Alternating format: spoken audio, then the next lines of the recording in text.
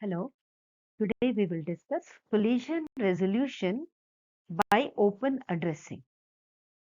As a recap, we have seen that the collisions will occur in hash tables, even though we would keep our hash functions uniform and try to fill the entire table. Still, collisions will occur, and we have to find ways of collision resolution. So, this method chaining we have discussed earlier, where the hash collision is resolved by maintaining a data structure, say a linked list, to hold the different values hashing to the same index. Today, we will discuss open addressing, which deals with hashing collision by finding another place within the hash table for the object to go, like offsetting it from the position where it was hashed. So, in detail, it resolves collisions in the prime area, that is the area where the values are stored. When a collision occurs, the prime area addresses are searched for an open or unoccupied space, and here the data is placed. So the advantage is that it avoids pointers. To perform insertion, we successively examine or probe the hash table until we find an empty slot. And the sequence of positions to be probed depends on the key being inserted. To determine which slots to probe, the probe number I is included in the hash function as the second input. So see, the hash function is now taking a form where the key and the probe number is included, and it maps onto the one of the locations of the hash table. Also, we want that the probe sequence should cover every hash table position.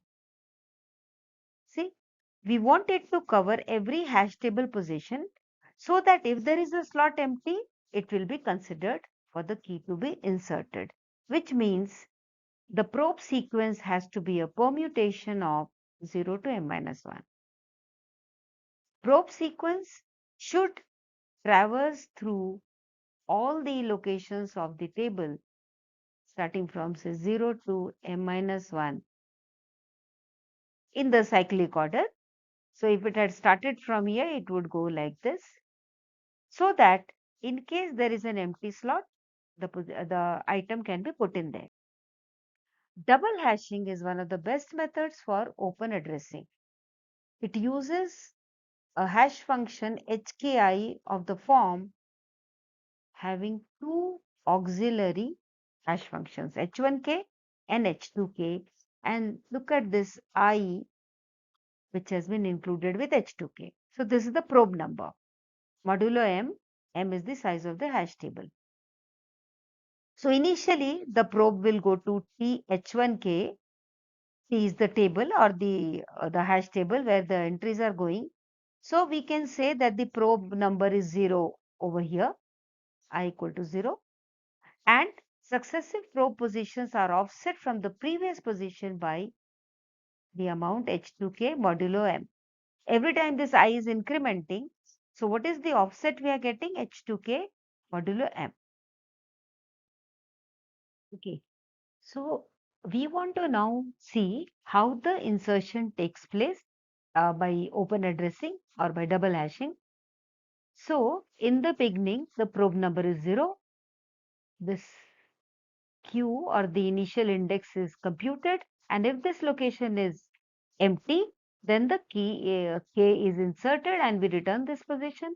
Else we go to the next probe and compute Q, find if it is empty, insert if it is empty, or else increase the probe number until we reach the I equal to M, which means all our probes are over and we were unable to insert the data or the key.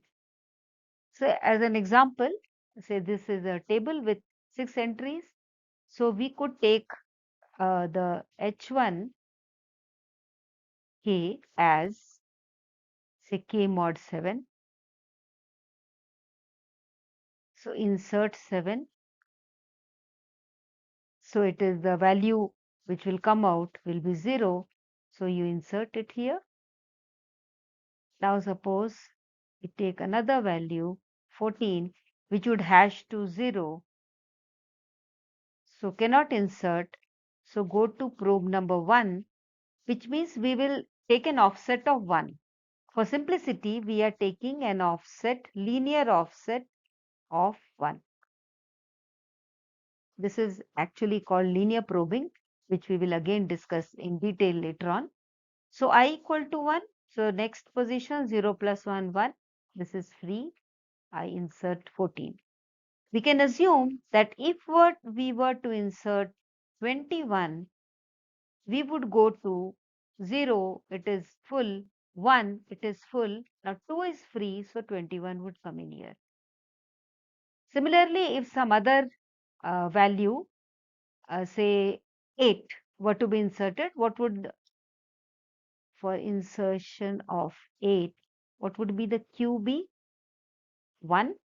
So since it is full, we would go to 2. This is also full, so we would put it here. Okay. So this is the way insertion would proceed by double hashing. And for search, again we compute the Q. If the value, that's the initial Q. If the value is there, we return Q, else we go to the next probe until all our probes are over, or until we find the location where the key was supposed to be inserted, but it is not there. So this means the key was never inserted. K was never inserted, because in our series of finding the in the probe sequence, we would reach the location where K could have been inserted. So we have reached a location which is nil. That means K was not there. So it becomes an unsuccessful search.